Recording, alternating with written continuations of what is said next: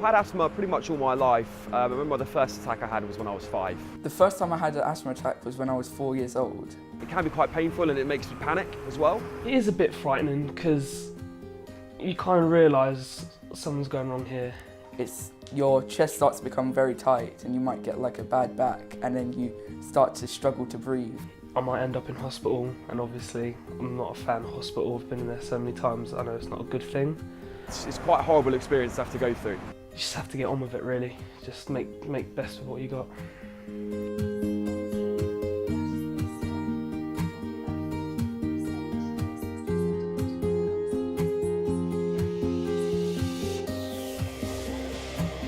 Asthma sufferers can live a normal life if their asthma is managed correctly, and we need to ensure that all contacts with healthcare have a consistent approach to enable them to live healthily. I have an asthma plan, and it talks about the stages of asthma and the asthma attack basically.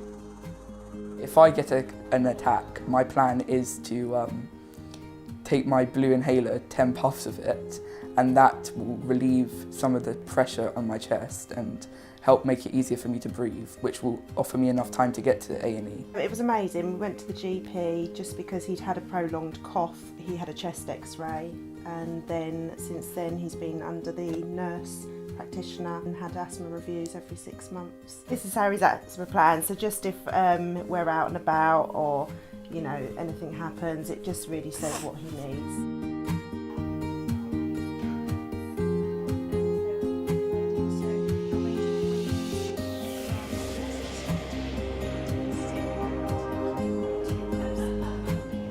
Good in asthma will mean that they have no crisis, there's no flare-up, no A&E admission, and they can continue to do everything that they want, what they're potentially playing sports, playing instruments.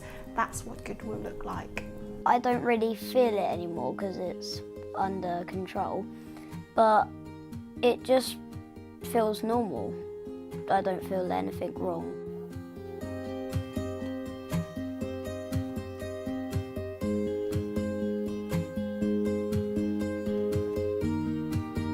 The key thing is about engaging with the parent and their carer, so to make sure that if mums and dads understand, it really helps with the management of asthma for years ahead of us.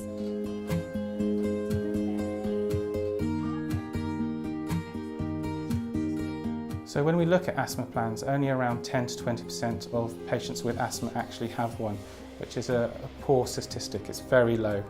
And so we are working with doctors in secondary care, i.e. within hospitals, and doctors and nurses in primary care to raise the awareness to make sure that every patient has their own.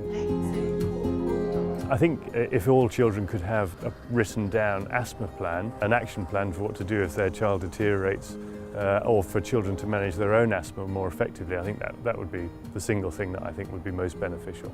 So all children and young people with asthma will have an asthma management plan, will understand how to manage their asthma, but will also understand when to seek help.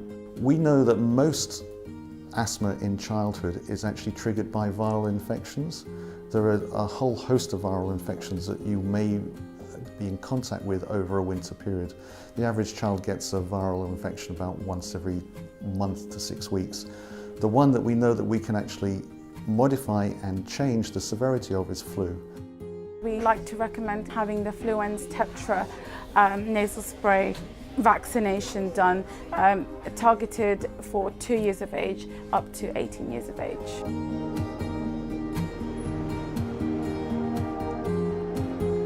It's a lot better. Like, I haven't had an asthma attack in I think it's 2 years now, when before it was maybe every 3 months.